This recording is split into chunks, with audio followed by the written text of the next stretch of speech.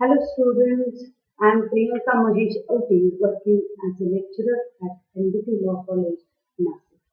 In previous lecture, we have studied the fiscal policies to control business cycle. Today, we are going to discuss the monetary policies to control business cycles. Monetary policy is another important tool to control business cycle, since it is an instrument with which the objectives of macroeconomics can be achieved. It is worth noting that central bank formulates and implements monetary policy in country. In India, monetary policies are controlled and implemented by the Reserve Bank of India. In India, central bank means Reserve Bank of India works on behalf of government and acts according to its directives and broad guidelines given by the government. Basically, that monetary policies are concerned with changing in stock of money supply and rate of interest. There are three objectives of monetary policy. First objective, that is to ensure economic stability at full employment and productive level of output. Second, to achieve price stability. This is another important objective of monetary policy, to achieve price stability by controlling inflation and deflation. And third, to promote and encourage economic growth in country. Means we want stability with growth. This is the important objective of monetary policy. There are two tools of monetary policy, means two types of monetary policy: quantitative monetary policies and qualitative monetary policies. The central bank adopts these two tools to control the business cycles. First, quantitative monetary policy, and second, qualitative monetary policy. In quantitative monetary policy, first we will discuss about the quantitative monetary policy. There are three quantitative monetary policies.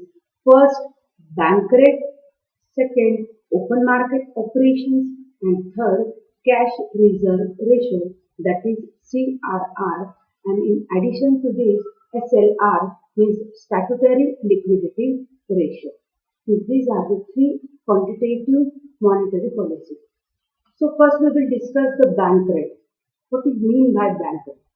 So it is the minimum rate of interest charged by central bank to commercial banks while giving loans against eligible securities. Means this is the rate of interest charged by central bank to commercial bank. Means commercial banks borrow funds from central bank at certain rate of interest, means minimum rate of interest. That rate of interest is called as the bank rate. It is also called as a rediscount. Means the central bank can reduce or can increase the bank rate according to the situation. Means they can increase the money supply and decrease the money supply in the market. So, in situation of recession, in case of inflation, policies are different. In case of recession, what should we do? In case of recession, we have to inject the money supply in the market, and in case of inflation, we have to absorb the money supply, and we have to absorb the money from the economy. So, in case of recession, central bank would decrease the bank rate. By decreasing the bank rate, means at lower rate of interest, commercial banks will be induced to borrow more credit from central bank and will be able to issue more credit at lower rate of interest to their customers and investors. And as private investment increases, it increases the aggregate demand, and as aggregate demand increases, it increases the money supply in the market. And ultimately, it increases the income. In that way, central bank can inject the money supply, can inject inject the money in the economy. And in case of inflation, central bank would increase the bank rate. Means they will provide loans and funds to commercial bank at higher rate of interest. Therefore, commercial banks they also impose higher rate of interest to their customers, and in that way they can absorb the liquidity from the economy. So this is the working of bank rate to control the business cycle. Means in case of recession, central bank would decrease the bank rate, and in case of inflation, central bank would increase the bank rate.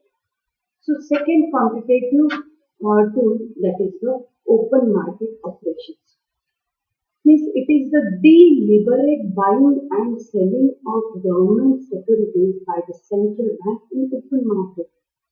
It is called as a open market operation. Means in case of recession, central bank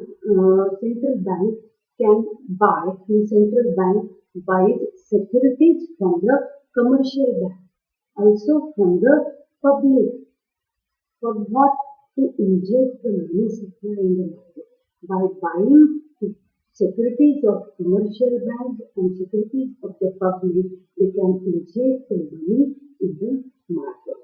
And in case of inflation, what should central bank do? They can means commercial central bank sells their securities to the public and commercial banks.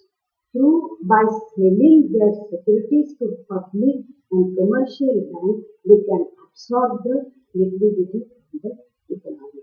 This is open market operation, and also it is important tool to control the business. Our next point to control the business cycle, that is the cash reserve ratio. What does it mean by cash reserve ratio? Cash reserve ratio means it is the amount of every commercial bank have to maintain certain amount with central bank as a reserve against their time and demand deposits. And they cannot use that cash reserve for the lending activity. And the cash reserve ratio has between 3% to 15%. And it directly affects the lending capacities of the bank. For example, in case of recession, central bank can decrease the cash reserve ratio. For example, they can decrease the cash reserve ratio. By decreasing the cash reserve ratio, they can increase the lending capacities of the commercial bank. And by decreasing the cash ratio, commercial bank will be able to issue more credit to their customers and investors, and investment increases, it increases the aggregate demand, and it results in an increase in money supply in the market. Means by decreasing the cash reserve ratio in case of recession, the central bank injects the money in the economy. And in case of inflation, by increasing the cash ratio. Why? Because they have to absorb the liquidity from the economy. So by increasing the cash reserve ratio, they can restrict the lending capacities of the commercial bank. They can reduce the lending capacities of the commercial banks. Through that, they can absorb the liquidity from the economy.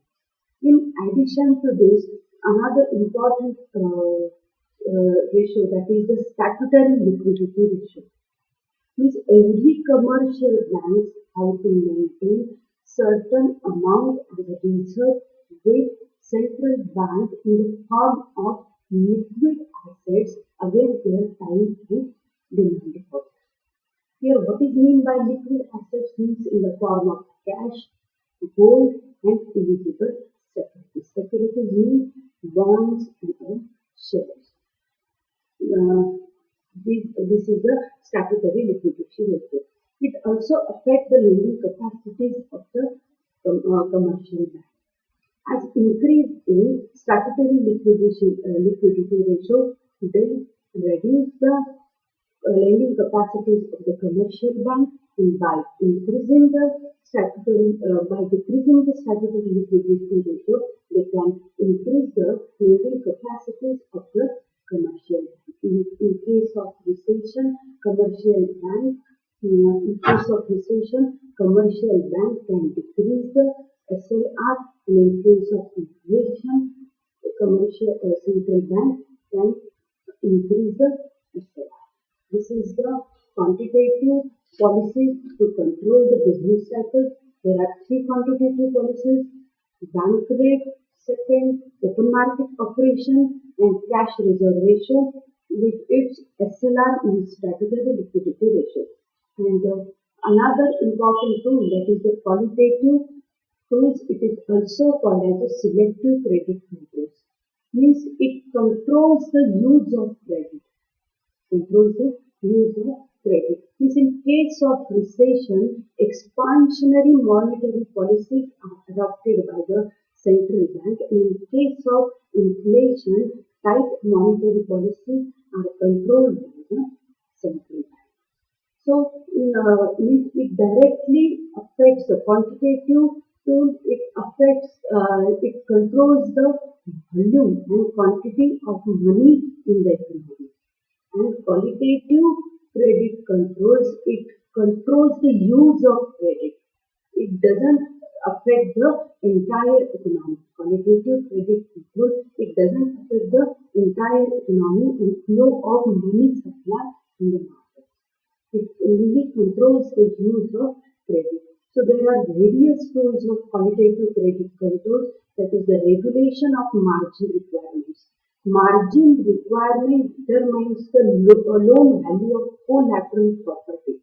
Means if I want to take loan against 1 gram gold, and the value of 1 gram gold, that is the 30,000, and the margin requirements determined by the central bank is 25%. So that bank will be able to issue only 75% loan value against 1 gram. Means the bank will give me a 22,500 loan. That is called as a marginal requirements. Second, regulation of consumer credit. Means by checking the creditability of the consumer, they can control the use of the credit. Also, the issuing directives. Means central bank issues directives to the commercial bank in the form oral, written statements, declaration in newspaper, appeals, and warnings to the commercial banks. And commercial banks, it is compulsory for commercial banks that they follow the directives given to the central bank. Otherwise, next tool, that is central bank can take direct action against the commercial bank if their performance is not according to the terms and conditions of the central bank. Means in that case, they can stop the working of the commercial bank. Also, the rationing of credit. In that case, central bank imposes a ceiling on loans and advances given by the commercial bank. Also, the moral suasion means it is the psychological appeal made by the central bank to commercial bank to cooperate for the economy. So these are the important tools, monetary policies to control the business cycle. Thank you.